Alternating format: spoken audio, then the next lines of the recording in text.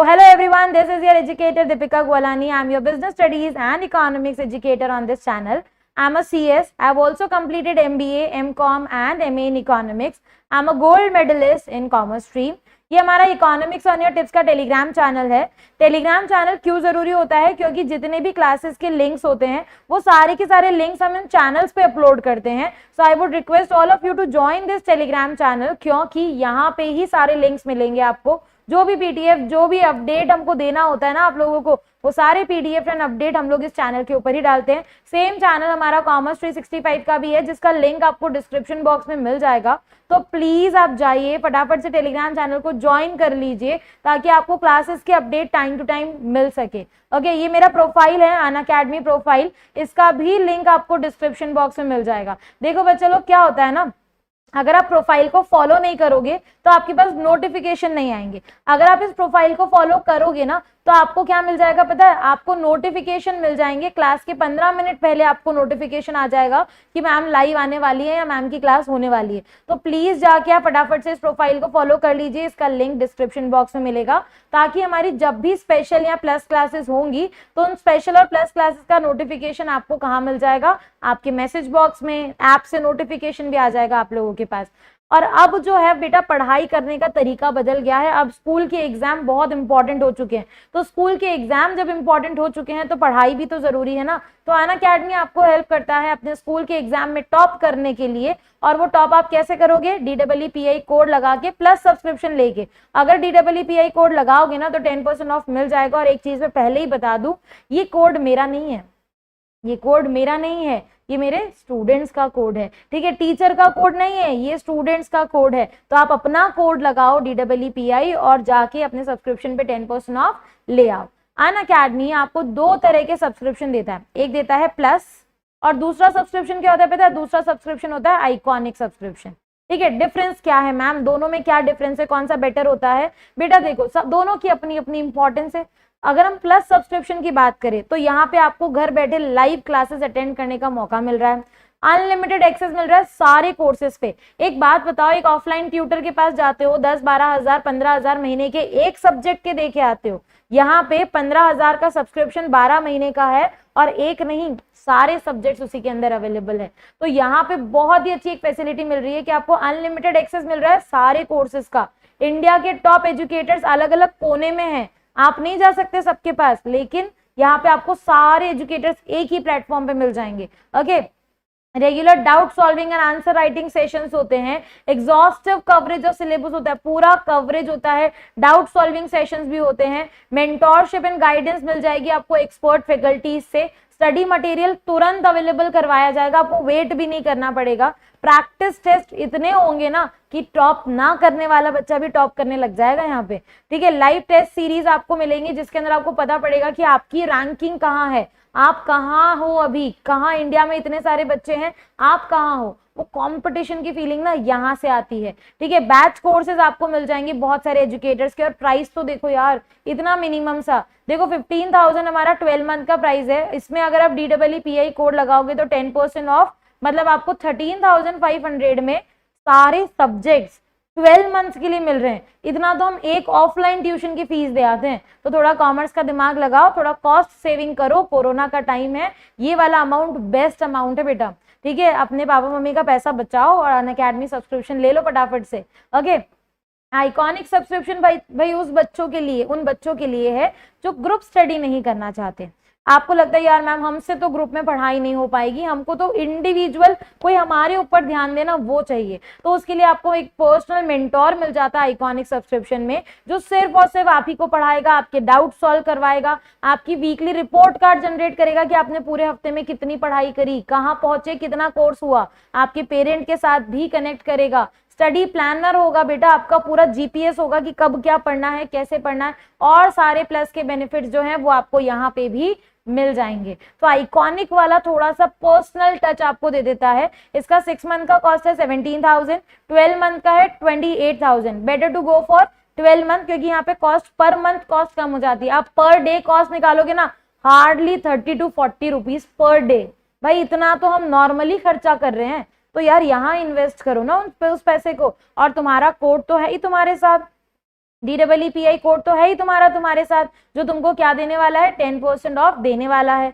Okay, Unacademy emerge आपके लिए एक बहुत अच्छा ऑफर लेके आए कि अगर आप 12, 15, 18 महीने का सब्सक्रिप्शन लेते हैं तो आपको 2 महीने का क्रिएटिव कॉर्नर और 2 महीने का CBSE सब्सक्रिप्शन एकदम फ्री मिल जाएगा। और ये अगर मंथ बढ़ जाएंगे तो ये फ्री बेनिफिट भी आप लोगों के बढ़ जाएंगे, और 10% ऑफ तो मिल ही रहा है भाई, ठीक है, 10% ऑफ तो मिल ही रहा है आप लोगों को।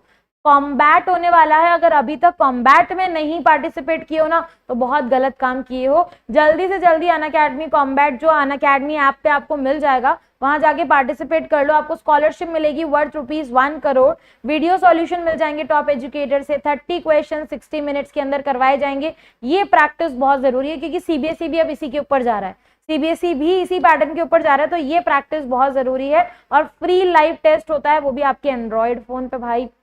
इतना अच्छा बेनिफिट, इतना अच्छा मौका हर जगह नहीं मिलता है। जल्दी से जल्दी एनरोल कर लो। नेक्स्ट संडे हमारा जो भी आ रहा है 1 PM पे होगा टेस्ट। DEEPI कोड जरूर लगाना एनरोल करते वक्त, बहुत बेनिफिट मिल जाएंगे। ओके, आस्क डाउट फीचर नहीं अगर अभी तक ट्राई किया ना, आई शुड से जाओ और करके आओ। बहुत अच्छा फीचर है, फोटो अपलोड करोगे, वीडियो के फॉर्म में आंसर स्पेसिफिक क्वेश्चन का मिल जाएगा। ठीक है बच्चे लोग, और ये एक नया फीचर आया है बेटा, अगर आपको लगता है कि कोई भी वीडियो में कुछ इनएप्रोप्रिएट था तो आप उसको रिपोर्ट कर सकते हो। आपको एक लिंक दिया हुआ होगा, वहां जाके आप रिपोर्ट कर सकते हैं। Okay, so now let us move to our class, let us begin our class. Okay, so everybody is ready or not? जल्दी से एक बार मुझे कमेंट बॉक्स में बता दो everybody is ready or not. Okay, so good morning everyone. Today we are going to revise the chapter number 1 of microeconomics. In this chapter, chapter number 1, this is introduction of microeconomics. और इस chapter के अंदर आज हम पूरा chapter एक साथ complete करने वाले हैं। मतलब पूरे चैप्टर के अंदर जो भी टॉपिक्स है ना, वो सारे के सारे टॉपिक्स में आज आपको वन शॉट रिवाइज करवाने वाली हूँ। तो बहुत अच्छी तरह से, जिसको कहते हैं ना, चैप्टर का प्रॉपर तरीके से आज रिविजन होने वाला है। तो जो भी आप लोगों के फ्रेंड्स हैं, आप उनको भी बता देना कि भाई क्लास ज्वाइन कर लो, क्योंकि आज हम वन शॉट रिविजन करने वाले हैं। क्या क्या करना है वन शॉट रिविजन के अंदर, पहले उसके अंदर मैं आपको ये बता देती हूँ कि कौन कौन से टॉपिक्स है जो हमको इस चैप्टर के अंदर पढ़ने हैं। Basically this chapter is all about economics, micro economics, intro, central problem, PPC। इसके अंदर बेसिक यही वाले टॉपिक्स हैं। कौन कौन से टॉपिक्स है एक बार मैं आपको बता देती हूँ। हमारा जो फर्स्ट टॉपिक है, that is what is the first topic. The first topic is meaning of economics. ठीक है, मीनिंग ऑफ इकोनॉमिक्स, ये हमारा फर्स्ट टॉपिक है। After that if you talk about, हमारे पास सेकंड टॉपिक आ जाता है मीनिंग ऑफ इकोनॉमी। ठीक है, सेकंड टॉपिक हमारे पास क्या आ जाता है, meaning of economy. Then after that meaning of economy हमारे पास आता है meaning of scarcity. Right, scarcity के मीनिंग के बाद एक टॉपिक आ जाता है जिसका नाम है इकोनोमाइजिंग ऑफ रिसोर्सेज। इकोनोमाइजिंग ऑफ रिसोर्सेज, ये सारे चैप्टर का मीनिंग, मतलब इस पूरे सारे टॉपिक्स का मीनिंग वगैरह सब चीजें मैं अभी क्लियर करने वाली हूँ। इकोनोमाइजिंग ऑफ रिसोर्सेज हो गया। After economising of resources we have why central problem arises, या what is the meaning of economic problem. भाई इकोनॉमिक प्रॉब्लम क्या होती है, पहले वो पढ़ेंगे हम लोग। ठीक है, व्हाई इट अराइजेज, ये इकोनॉमिक प्रॉब्लम क्यों अराइज होती है, ये हम लोग को देखना है। फिर उसके बाद हमारी इकोनॉमी की कुछ सेंट्रल प्रॉब्लम्स है, वो सेंट्रल प्रॉब्लम्स भी हम लोगों को देखनी है। ठीक है, बहुत छोटे छोटे से टॉपिक, आपको लग रहा होगा इतने सारे टॉपिक्स पढ़ने हैं, लेकिन ये सारे टॉपिक बहुत छोटे छोटे से टॉपिक है। सेंट्रल प्रॉब्लम में आपको 3 पॉइंट्स पढ़ने हैं, what to produce, how to produce and for whom to produce. ये सारी चीजें हम लोगों को यहाँ पे देखनी है। इसके बाद अगर मैं बात करूं तो आपके पास आ जाता है PPC। What is the meaning of PPC, what exactly is the PPC, what PPC does, ये सारी चीजें हमको PPC वाले चैप्टर के अंदर यहाँ पे कंप्लीट करनी है। ठीक है, PPC की प्रॉपर्टीज होती है, वो PPC की प्रॉपर्टीज भी हम लोगों को देखनी है। After the properties, PPC rotate भी होता है और PPC शिफ्ट भी होता है। तो वो रोटेशन और शिफ्ट हम लोगों को आज देखना है कि when PPC rotate and when PPC shift, PPC होता क्या है वो भी मैं आप लोगों को समझाऊंगी। फिर हमारे पास कुछ डिफरेंसेस है कि माइक्रो और मैक्रो में क्या डिफरेंस है, पॉजिटिव एंड नॉर्मेटिव में क्या डिफरेंस है, positive economics and normative economics. सारे टॉपिक्स बहुत छोटे छोटे से, ऐसा नहीं कि बहुत लेंदी टॉपिक्स है, बहुत छोटे छोटे से टॉपिक है। और एक लास्ट टॉपिक और बच जाएगा जिसका नाम है अपॉर्चुनिटी कॉस्ट, वो भी हम लोगों को देखना है। तो ये सारे टॉपिक्स है जो हम लोगों को इस चैप्टर के अंदर कवर करने हैं, और हम इस चैप्टर को अब स्टार्ट कर रहे हैं। और इस चैप्टर को स्टार्ट करते ही मैं फर्स्ट टॉपिक आपके सामने लेके आ रही हूँ। फर्स्ट टॉपिक आपका है व्हाट इज इकोनॉमिक्स। ठीक है, हमारा जो फर्स्ट टॉपिक है that is what is economics. Exactly economics है क्या, हम ये तो देख रहे हैं कि हमको माइक्रो इकोनॉमिक्स पढ़नी है, लेकिन इकोनॉमिक्स का मीनिंग भी देखना उतना ही जरूरी है। तो बेटा इकोनॉमिक्स जैसा कि आपको पता है सोशल साइंस का पार्ट हुआ करता था 10th क्लास तक, है ना, सोशल साइंस का पार्ट हुआ करता था। लेकिन अब जो हमारी इकोनॉमिक्स है दैट इज टोटली डिफरेंट। अभी हमारी जो इकोनॉमिक्स है वो क्या है, हमारी इकोनॉमिक्स रिसोर्सेज से डील करती है, कस्टमर के सेटिस्फैक्शन से डील करती है। एक तरह से इकोनॉमिक्स वो ब्रांच है सोशल साइंस की जो ये देखती है कि हम हमारी सोसाइटी के अंदर, हमारी इकोनॉमी के अंदर रिसोर्सेज का यूटिलाइजेशन कैसे करते हैं। तो ये वो साइंस है, ये वो सोशल साइंस है जो ह्यूमन बिहेवियर के साथ डील करती है। ठीक है, economics is that part of social science which deals with human behaviour, कैसे एक ह्यूमन बीइंग रिएक्ट करता है, ऑल्टरनेटिव यूजेस में कैसे उसका रिएक्शन आता है, जब रिसोर्सेज स्केयर होते हैं तो वो कैसे रिएक्ट करता है, और रिसोर्सेज के अंदर भी उसके पास तो बहुत ही ज्यादा कम रिसोर्सेज है। तो ये सारे रिएक्शंस हमको इकोनॉमिक्स के अंदर पढ़ने। यहाँ पे एक डेफिनेशन लिखी, आप चाहो तो ये डेफिनेशन लर्न कर सकते हो। यहाँ पर अगर एक शॉर्ट डेफिनेशन में आपको बताऊं तो शॉर्ट डेफिनेशन है, economics is study of human behaviour in the presence of scarcity. ये बहुत ही इजी सी डेफिनेशन है, economics is study of human behaviour in the presence of scarcity, या economics is that branch of social science which study human behavior in the presence of scarcity। आप इसको ऐसे भी देख सकते हो। ओके, ये हमारा क्या हो गया, ये हमारा इकोनॉमिक्स का मीनिंग हो गया।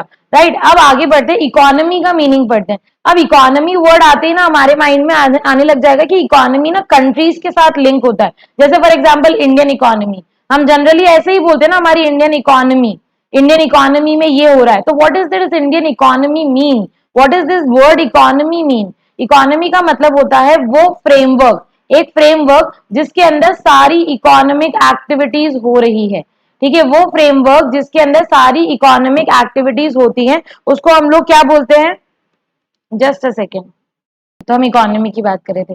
तो इकोनॉमी क्या है, इकोनॉमी वो फ्रेमवर्क है जिसके अंदर सारी इकोनॉमिक एक्टिविटीज होती है। मतलब वो एक ऐसा फ्रेमवर्क है जिसके अंदर हम सारी इकोनॉमिक एक्टिविटीज करते हैं, उसको हम लोग क्या बोलते हैं, इकोनॉमी बोलते हैं। ओके, तो ये हमारा इकोनॉमी का डेफिनेशन हो गया। तो sum total of all the economic activities directed toward the satisfaction of the unlimited want using the square mean. और सिंपल अगर डेफिनेशन अगर आप लिखना चाहो, और अगर इस सिंपल डेफिनेशन इसको लिखना चाहो तो economy is a framework within which all the economic activities are carried out. इसको भी हम ऐसे भी लिख सकते हैं। तो इकोनॉमी का सिंपल डेफिनेशन भी आप लिख सकते हो, कोई ऐसी प्रॉब्लम नहीं है। अब आगे अगर मैं बात करूं तो भाई इकोनॉमिक एक्टिविटीज होती क्या है। अब मैम अभी आपने बोला कि it is a framework within which all the economic activities are carried out. तो इकोनॉमिक एक्टिविटीज क्या होती है, ये भी तो मीनिंग हमको पता होना चाहिए ना, तभी तो हम इकोनॉमी का मीनिंग अच्छे से समझ पाएंगे। जब हमको यही नहीं पता होगा कि इकोनॉमिक एक्टिविटीज क्या होती है तो हम इकोनॉमी का मीनिंग कैसे जान पाएंगे। तो इकोनॉमी का मीनिंग क्या होता है वो हम पहले इकोनॉमी का मीनिंग देख लिया, economy is a framework within which all economic activities are carried out. Now what is the meaning of economic activity, that we have to study ना। तो what is the meaning of economic activity, let's have a look. हमारे पास चार तरह की economic activities होती है, कौन कौन सी, ये देखो, consumption, production, exchange and investment। economic activity basically means those activity which involves what, which involves at least a transaction related to the money।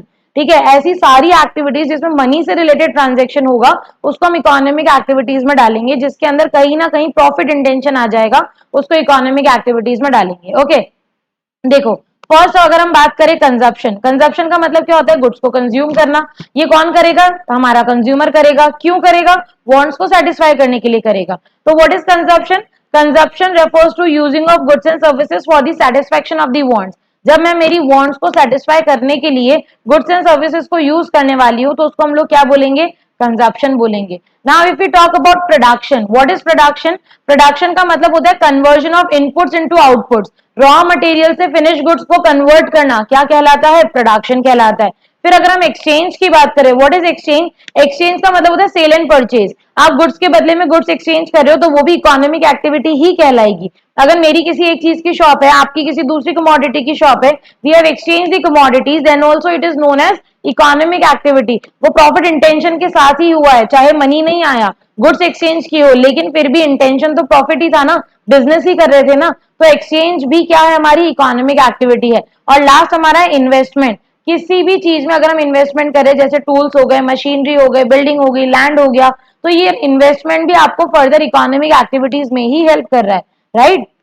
तो ये सारी चीजें हमारी क्या कहलाती है, ये सारी चीजें हमारी इकोनॉमिक एक्टिविटीज कहलाती है। अभी तक हमने क्या पढ़ लिया, अभी तक हमने देखा इकोनॉमी क्या होती है, इकोनॉमिक्स क्या होती है, ठीक है, स्कैरसिटी अभी पढ़ाऊंगी, स्कैरसिटी, इकोनॉमिक एक्टिविटीज क्या होती है, ये सारी चीजें हम लोगों ने देख ली। देखो बच्चा, इकोनॉमिक्स की ना दो ब्रांचेज है।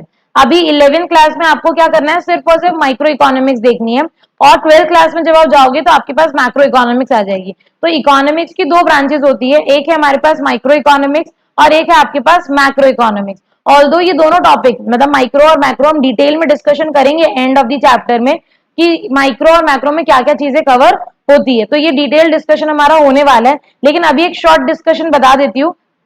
देखो माइक्रो वर्ड जो होता है, ठीक है, माइक्रो वर्ड पे फोकस करो। माइक्रो वर्ड क्या बोलता है, माइक्रो का मतलब होता है इंडिविजुअल पार्ट, छोटा पार्ट, माइक्रो मतलब स्मॉल, ठीक है, माइक्रो का मतलब क्या होता है, स्मॉल होता है।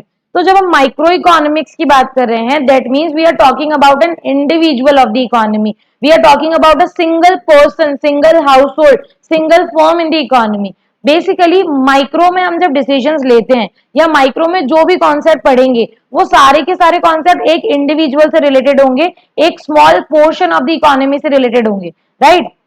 वही अगर हम मैक्रो की बात करें, तो मैक्रो का मतलब होता है एग्रीगेट, एज अ होल, ठीक है, मैक्रो का मतलब क्या होता है, एज अ होल। तो मैक्रो इकोनॉमिक्स के अंदर what we are gonna do is, macro economics के अंदर हम ओवरऑल चीजों से रिलेटेड बात करेंगे, ओवरऑल इकोनॉमी की बात करेंगे। लाइक फॉर एग्जांपल अगर मैं बोलूं कि दीपिका मैम की इनकम डैश है, मतलब जितनी भी है whatever it is, Deepika ma'am की इनकम की जब बात हो रही है, तो in that case it is the concept of micro economics, ठीक है।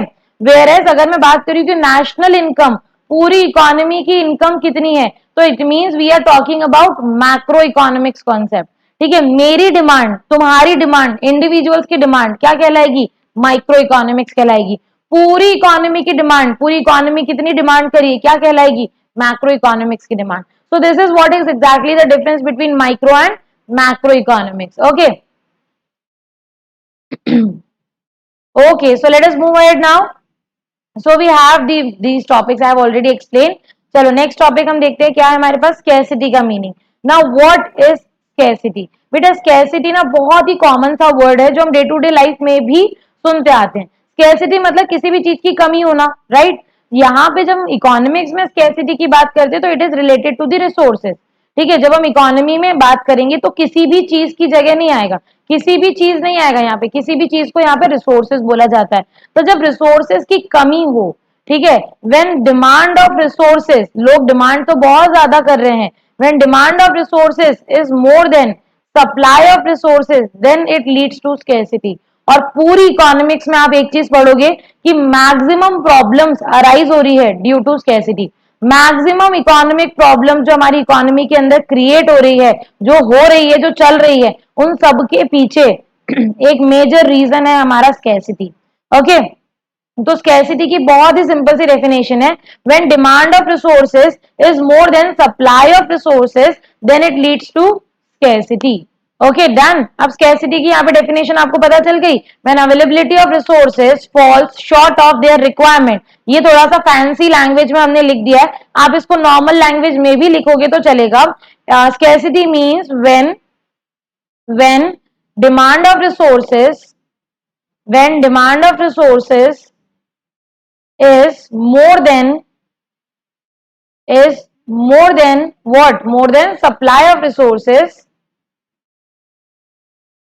then it leads to scarcity. Simple, right? तो ये हम लोगों की क्या हो गई, स्कैरसिटी की डेफिनेशन हो गई। आप चाहो तो आप ये वाली डेफिनेशन भी लिख सकते हैं, and if you want you can write this definition as well. Okay, so this is exactly what is the meaning of scarcity, what is the exact definition of scarcity. अब हमारे सामने एक बहुत ही अच्छा वाला क्वेश्चन आ रहा है, वो क्वेश्चन है आपकी स्क्रीन पे। क्या है question, why does economic problem arise. ठीक है, इकोनॉमिक प्रॉब्लम क्यों अराइज होती है, लेकिन उससे पहले हमको ये समझना पड़ेगा कि what is economic problem. Economic problem arise क्यों होती है ये तो हम अभी देखेंगे, लेकिन पहले हमको ये समझना पड़ेगा कि what is economic problem. Economic problem का मतलब होता है problem of choice. Economic problem का बेसिक मीनिंग क्या है, problem of choice. What is problem of choice, problem of choice का मतलब होता है कि जब हम चूज करें, फॉर एग्जाम्पल इसको खुद के ऊपर लेके देखो, है ना, इसको खुद के ऊपर लेके देखो, आपको आपके फादर ने पॉकेट मनी दी 1000 rupees in a month. Now what you are going to do from this 1000? You have multiple options, right, you have multiple options and you want to decide कि भाई इस 1000 रुपीज को हम कहाँ पे इसको स्पेंड करें. इससे मोबाइल रिचार्ज कराएं, इससे हम पार्टी करने जाएं, इससे हम पेट्रोल फिल करवाएं, या हम इससे कुछ ऐसा प्रोडक्ट खरीदे जिसकी रिक्वायरमेंट मुझे सबसे ज्यादा है, या मैं इसको सेविंग में डाल दूं. राइट, हमको चूज करना पड़ रहा है ना. ये चूज करने की जरूरत क्यों पड़ी? क्योंकि आपके पास लिमिटेड रिसोर्सेस थे, और ये लिमिटेड रिसोर्सेस की वजह से जब हमको चूज करना पड़ता है तब उसी चीज को हम इकोनॉमिक प्रॉब्लम बोलते हैं. ओके तो इकोनॉमिक प्रॉब्लम का मतलब क्या है?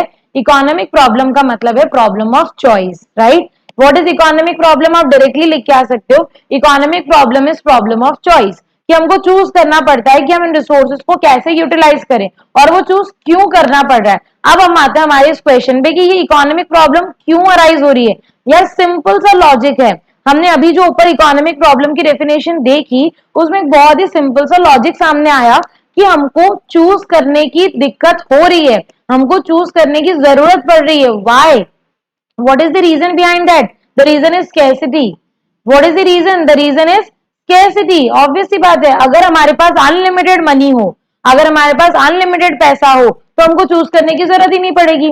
अगर हमारे पापा हमको अनलिमिटेड पॉकेट मनी दे रहे हो कि बेटा जाओ जितना खर्च करना है करो, जितना जहां लगाना है लगाओ, तो हमको चूज करना ही नहीं पड़ेगा, हम तो सब खरीद लेंगे, है ना, हम सब परचेज कर लेंगे. So that is what is exactly economic problem is, and that is why economic problem is arising because of this scarcity. अब ये वाला जो क्वेश्चन आता है इकोनॉमिक प्रॉब्लम अराइजेस, ये 1 मार्क में भी आ सकता है और ये 3 मार्क में भी आ सकता है.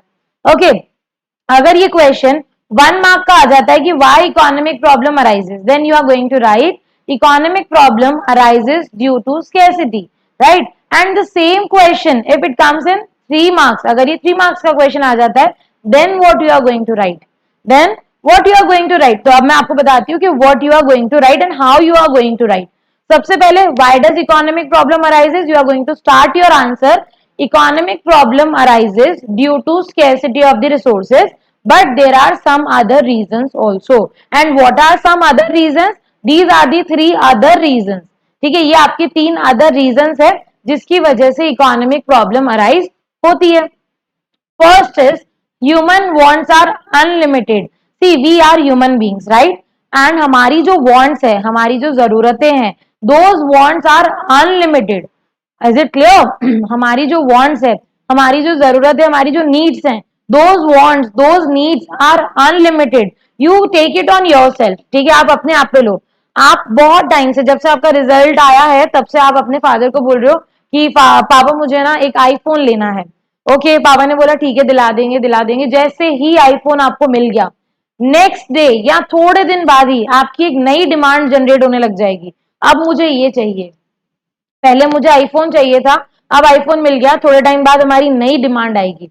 राइट, तो यहाँ पे एक ह्यूमन साइकोलॉजी की बात की गई है. What is that human psychology? That human beings wants are unlimited.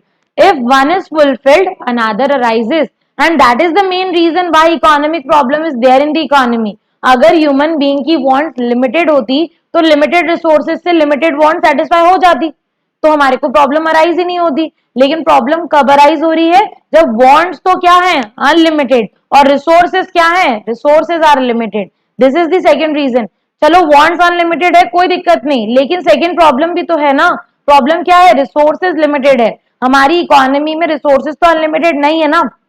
Resources चाहे मनी की बात करो, चाहे लैंड की बात करो, चाहे मशीन की बात करो, whatever resources you want to take, you take that resource and see कि क्या वो resources आपके पास unlimited quantity में available है.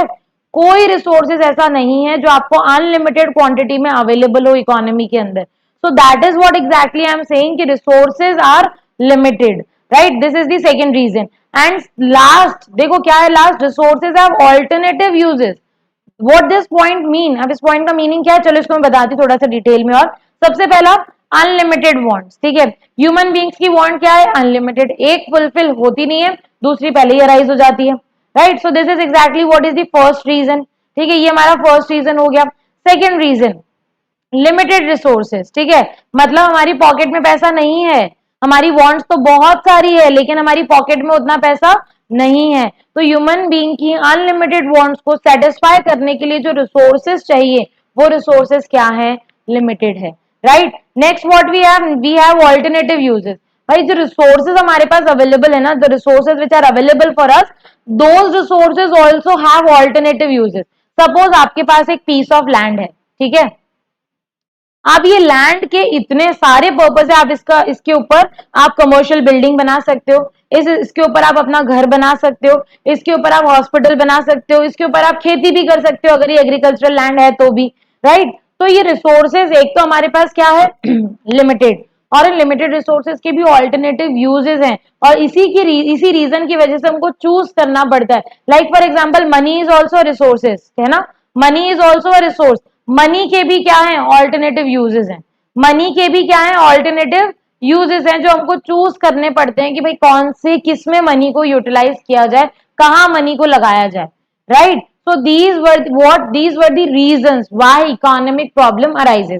हमने अभी तक क्या क्या पढ़ लिया, हमने इकोनॉमिक्स का मीनिंग देख लिया, हमने इकोनॉमी का मीनिंग देख लिया, हमने स्कैर्सिटी का मीनिंग देखा, हमने इकोनॉमिक प्रॉब्लम का मीनिंग देखा, इकोनॉमिक एक्टिविटीज 4 टाइप्स की होती है हमने वो कंप्लीट किया।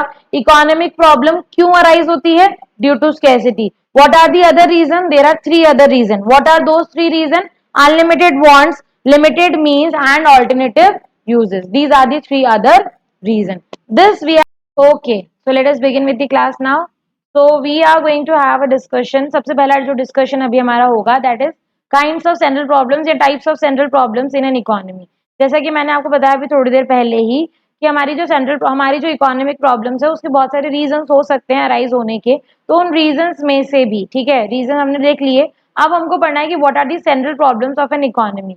किसी भी इकोनॉमी की अगर हम बात करें, कोई भी इकोनॉमी हो, उनको ये 3 सेंट्रल प्रॉब्लम्स जो यहाँ पे अभी मैं पढ़ाने वाली हूँ, ये 3 सेंट्रल प्रॉब्लम्स तो होती ही है हर इकोनॉमी के अंदर। What are these 3 central problem?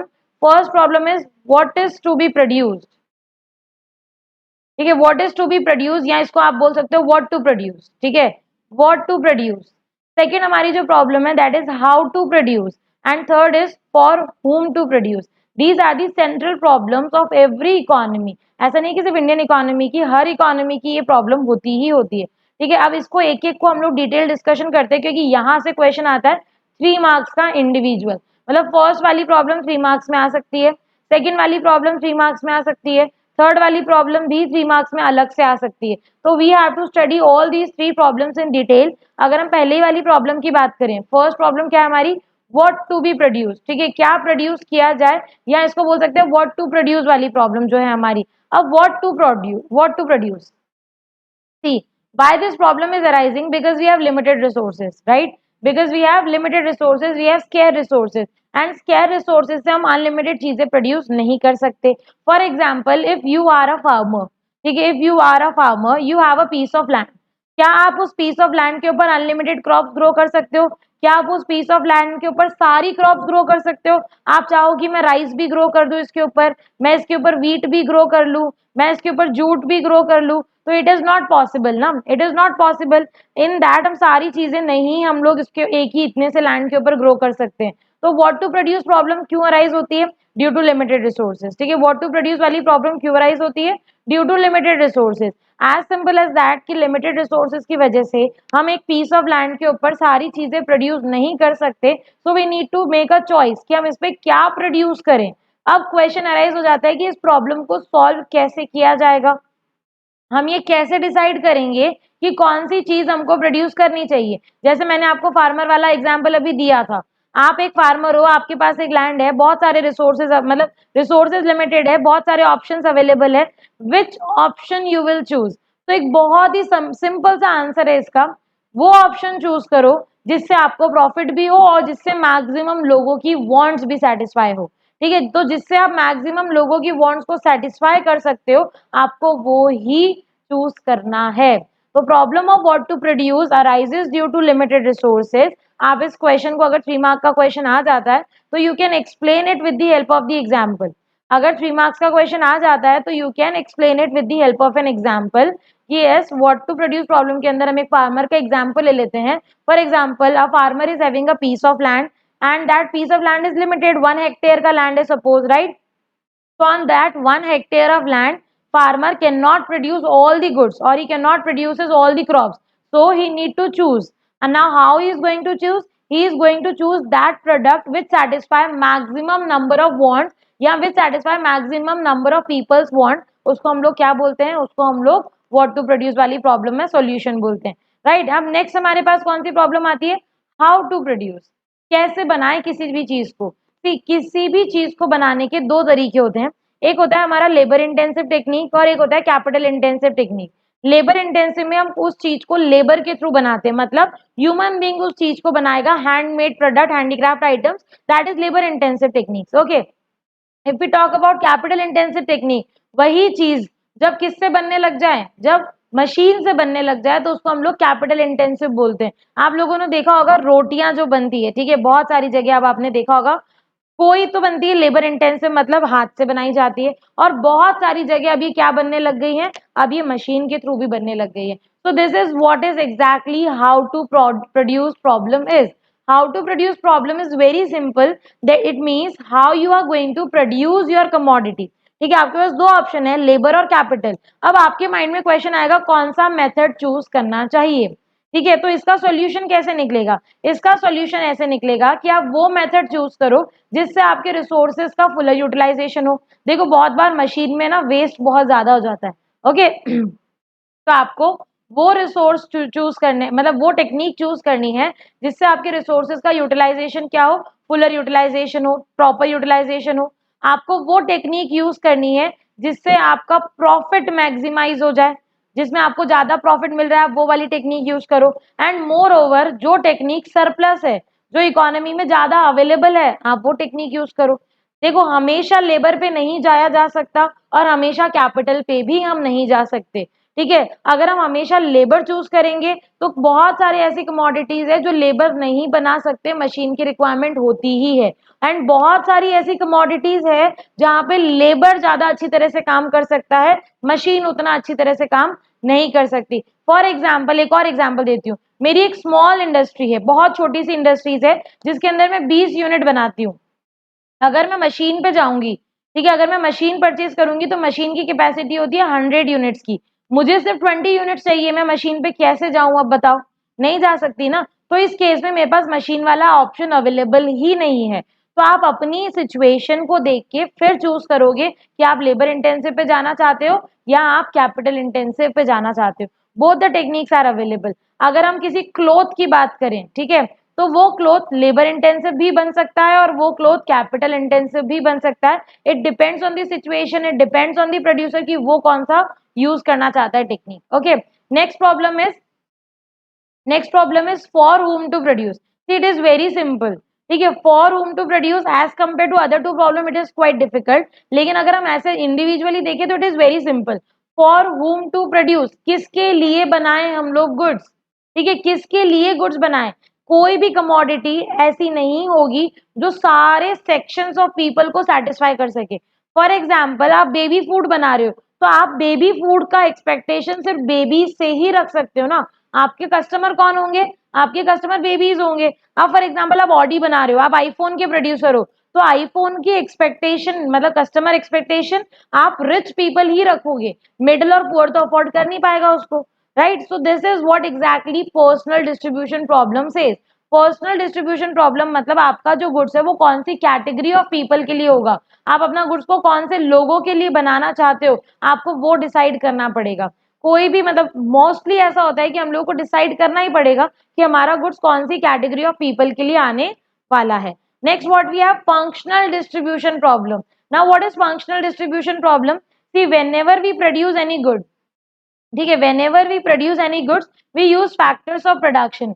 हम कोई भी गुड्स प्रोड्यूस करते हैं तो हम क्या यूज करते हैं, हम फैक्टर्स ऑफ प्रोडक्शन को यूज करते हैं।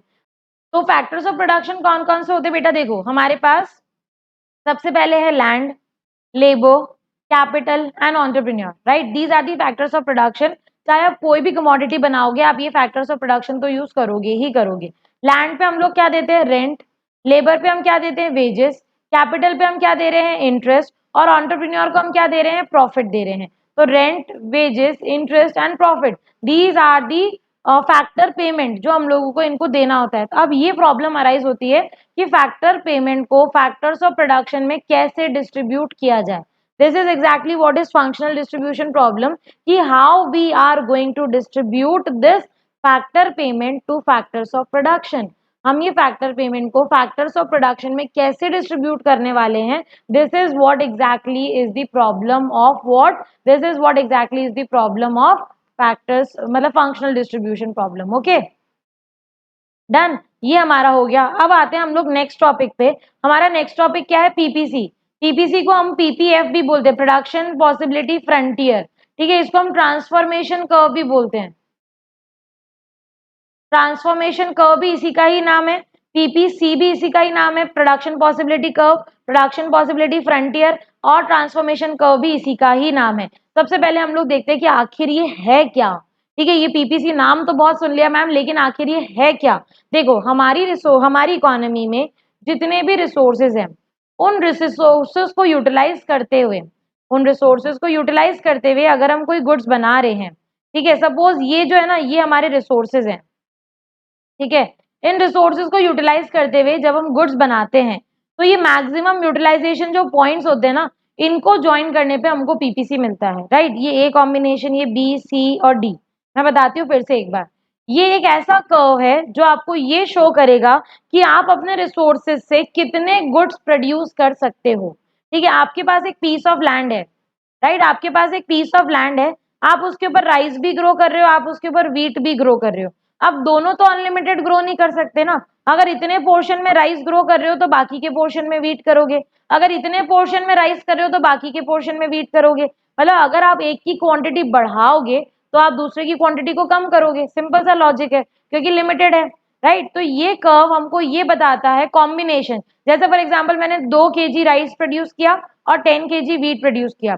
अब मुझे राइस को इंक्रीज करना था, तो मैंने व्हीट को क्या कर दिया, डिक्रीज कर दिया। ठीक है, तो ये कॉम्बिनेशन से अलग अलग 2-10 का कॉम्बिनेशन है एक कॉम्बिनेशन, ठीक है, 3-8 का कॉम्बिनेशन है दूसरा कॉम्बिनेशन। तो पीपीसी आपको ये सारे कॉम्बिनेशंस बताएगा। इन सारे कॉम्बिनेशन में आपका लैंड पूरी तरह से यूटिलाइज हो रहा है। Okay, so it is a curve which shows combination of two goods an economy can produce with the help of its given resources and technology. आप अपनी रिसोर्सेज और टेक्नोलॉजी से क्या क्या गुड्स के कॉम्बिनेशन प्रोड्यूस कर सकते हो, उसको हम लोग क्या बोलते हैं, उसको हम लोग पीपीसी बोलते हैं। ठीक है, पीपीसी के कुछ अजम्पशंस है जिसके बेसिस पे ये कर्व बन रहा है। देखो पीपीसी का कर्व इस टाइप का बनता है, राइट। ये आपके रिसोर्सेज को डिनोट कर रहा है, ये ए गुड्स है, ये बी कमोडिटी है। तो इसके कुछ अजम्पशंस है बेटा, क्या है वो अजम्पशन। जब पीपीसी बना है तो पीपीसी बनने के पीछे अजम्पशंस भी आए हैं। क्या है कि सबसे पहला अजम्पशन, आपके रिसोर्सेज फिक्स्ड है। ठीक है, आपके रिसोर्सेज में कोई चेंज नहीं है, आपके रिसोर्सेज फिक्स्ड है, तभी तो हम ये लाइन बना पाएंगे ना यार। अगर रिसोर्सेज बार बार चेंज होंगे तो ये लाइन कैसे बनाओगे, ये लिमिट कैसे सेट करोगे कि हाँ ये हमारे रिसोर्सेज है। इसीलिए यहाँ पे हमने अजम्पशन डाल दिया कि रिसोर्सेज क्या है, फिक्स्ड है।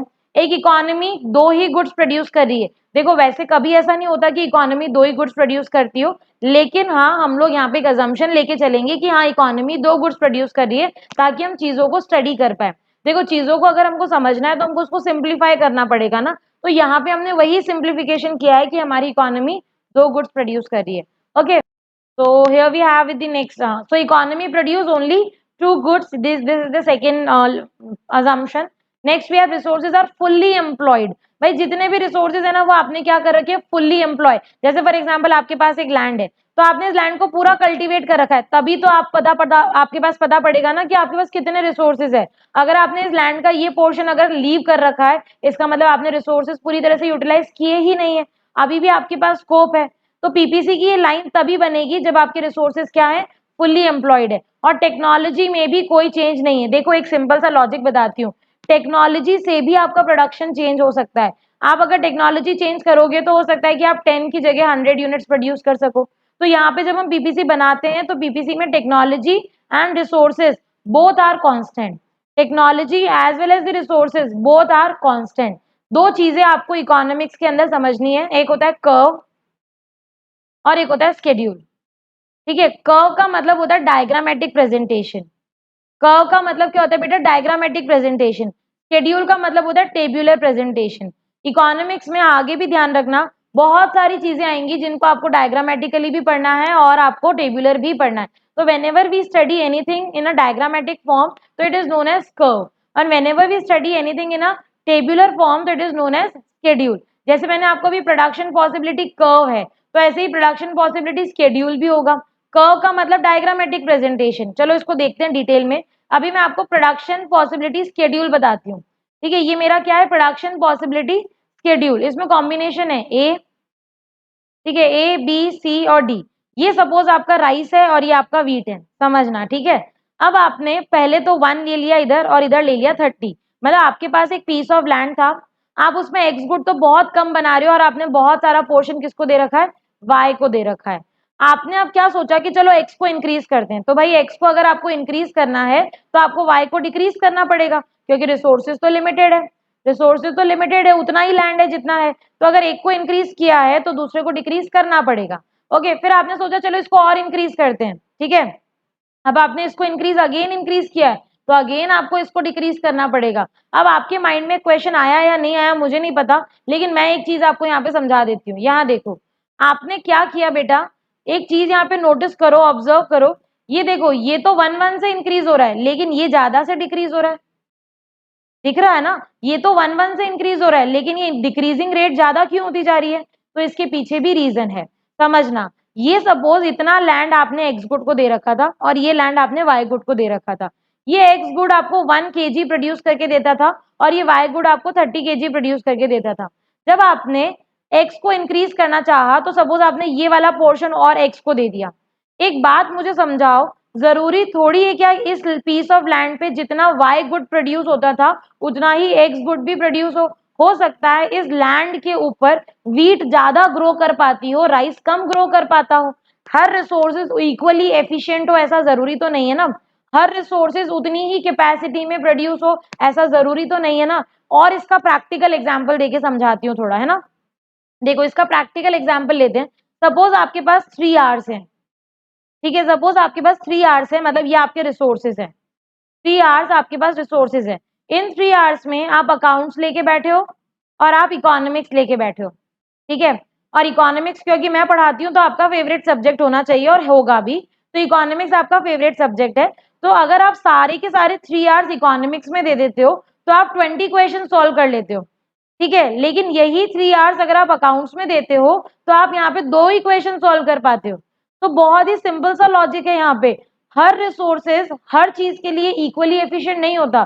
सेम 3 आवर्स से देखो, ये भी 3 आवर्स है, ये भी 3 आवर्स है, यहाँ 20 क्वेश्चन हो रहे हैं, यहाँ 2 क्वेश्चन हो रहे हैं, क्योंकि रिसोर्सेज हर जगह अलग अलग तरीके से यूटिलाइज होते हैं। तो यहाँ पे वही चीज हो रही है। देखो यहाँ पे मैंने इकोनॉमिक्स के क्वेश्चन बढ़ाए तो मेरे अकाउंट के क्वेश्चन कम होते गए, ऐसे मान लो, इसको ज्यादा अच्छे से समझ आ जाएगा, राइट। तो ये चीज आपको ध्यान रखनी है कि रिसोर्सेज इक्वली एफिशिएंट नहीं होते हैं।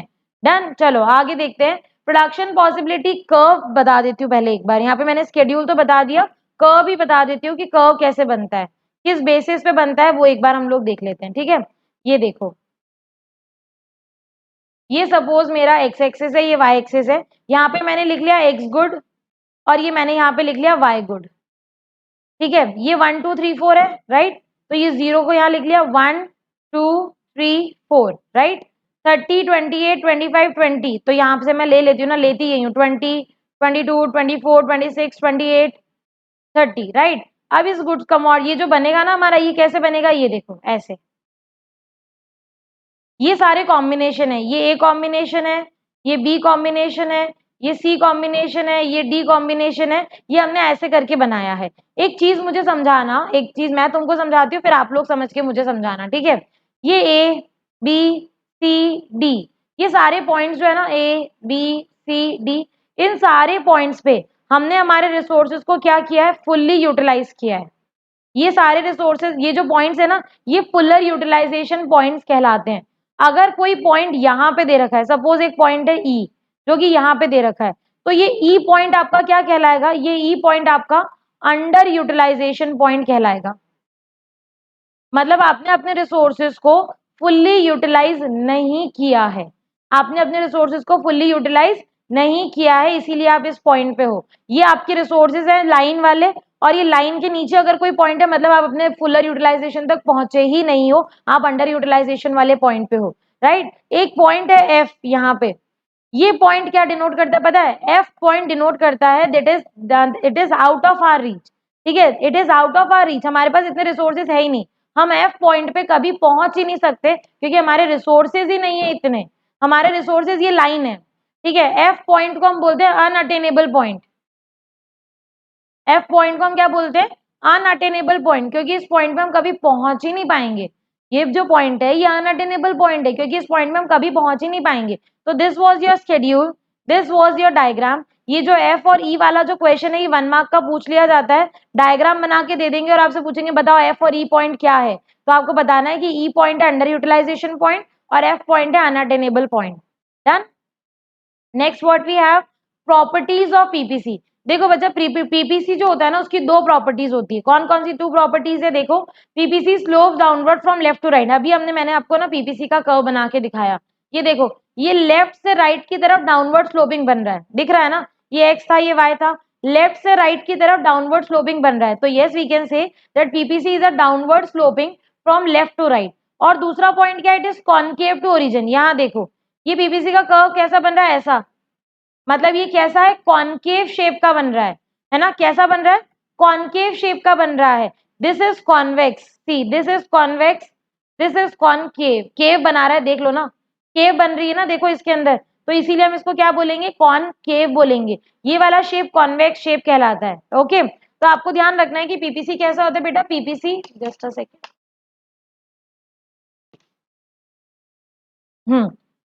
तो पीपीसी कैसा होता है, पीपीसी कॉनकेव शेप का होता है। अब इन प्रॉपर्टीज के पीछे भी रीजन है, ठीक है, इन प्रॉपर्टीज के पीछे भी रीजन है। What are the reason? सबसे पहला डाउनवर्ड स्लोपिंग रीजन है। डाउनवर्ड स्लोपिंग का पीछे क्या रीजन है पता है? देखो हमारा पीपीसी जो है वो क्या हो रहा है, इधर से इधर स्लोप डाउनवर्ड हो रहा है, ठीक है, जैसे फॉर एग्जाम्पल ए पॉइंट है, बी पॉइंट है, सी है, डी है, तो हम ये कह सकते हैं कि पीपीसी, ये y है ये x है, ठीक है, तो हम कह सकते हैं कि पीपीसी ए से बी पे आ रहा है, बी से सी पे आ रहा है। देखो ए से बी पे जब आया, या बी से सी लेते हैं, चलो बी से सी देखो, देखो यहाँ पे जब ये पॉइंट बी से सी पे आया, मतलब डाउनवर्ड जब स्लोप हुआ, हमने क्या किया, हमने y कमोडिटी को कम, हाँ जब ये पॉइंट बी से सी पे आया तो हमने क्या किया है, हमने y कमोडिटी को डिक्रीज किया है और हमने यहाँ से देखो x कमोडिटी को इंक्रीज किया है। ये ऐसा क्यों कर रहे हो आप लोग, y को कम x को डिक्रीज क्यों कर रहे हैं? क्योंकि हमारे पास लिमिटेड रिसोर्सेज है और लिमिटेड रिसोर्सेज से हम दोनों कमोडिटीज को इंक्रीज नहीं कर सकते। हम चाहते तो हैं कि हम x भी बढ़ाएं y भी बढ़ाएं, लेकिन हम दोनों को इंक्रीज नहीं कर सकते। क्यों नहीं कर सकते? Because we have limited resources. So in with those limited resources, we won't be able to increase both the commodities. So BPC is downward sloping because of limited resources. If we want to increase the production of one commodity, we have to decrease the production of another commodity. That is the main reason why PPC slopes downward from left to right. Next we have MOC का सबसे पहले meaning समझो. Next एक commodity है X, वो increase हो रही है 1 2 3. एक commodity है Y, वो decrease हो रही है 30 28 एंड 20, राइट। बेटा ये जो चेंज आता है ना, जैसे 1 से 2 पे गए, तो ये चेंज को हम डेल्टा एक्स से, ये जो ट्राइंगल मैंने बनाया इसका मतलब होता है डेल्टा, इकोनॉमिक्स में इसको बोलते हैं डेल्टा। डेल्टा एक्स कितना हो गया यहाँ पे 1, अगेन जब आप 2 से 3 आए तो चेंज इन एक्स कितना हो गया है 1, यहाँ पे जब आप 30 से 28 पे आए तो चेंज इन वाई कितना हो गया 2, जब आप 28 से 20 पे आए तो डेल्टा वाई कितना अगेन 8। तो ये चेंजेस होते हैं, ठीक है। यहाँ पे हम एक चीज ऑब्जर्व कर रहे हैं, हमने एक कमोडिटी को, हमने y को सेक्रीफाइस किया है, हमने y को सेक्रीफाइस किया, क्यों किया? ताकि हम x को गेन कर सके, यही किया ना हमने, हमने y को सेक्रीफाइस किया ताकि हम x को गेन कर सके। एमओसी आपका यही रेट निकालता है, ठीक है, कि किस रेट पे हम सेक्रीफाइस कर रहे हैं in order to gain another. It is the rate at which one good is sacrificed in order to gain another, यही आपका एमओसी है। एमओसी का फुल फॉर्म क्या है? Marginal opportunity cost, the rate at which one good is sacrificed in order to gain another. इसका formula क्या होगा पता है? MOC is equals to delta y upon delta x, या आप इसको ऐसे भी लिख सकते हो, delta loss upon delta gain. हमने एक गुड को सेक्रीफाइस किया ना in order to gain another, तो कितना सेक्रीफाइस हुआ है किसको गेन करने के लिए, तो यही चीज हमको यहाँ पे एमओसी का फॉर्मूला बताता है। ठीक है, इसके पीछे रीजन है। What is this reason?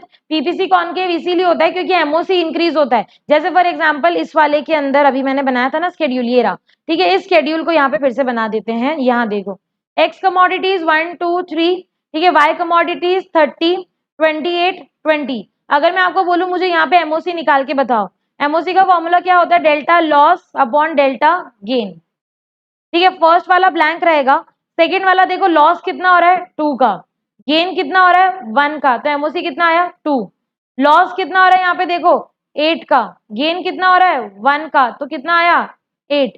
यहाँ पे आप देखो एमओसी क्या हो रहा है? इंक्रीज हो रहा है। इस इंक्रीजिंग एमओसी की वजह से, इस इंक्रीजिंग एमओसी की वजह से आपका पीपीसी क्या होता है?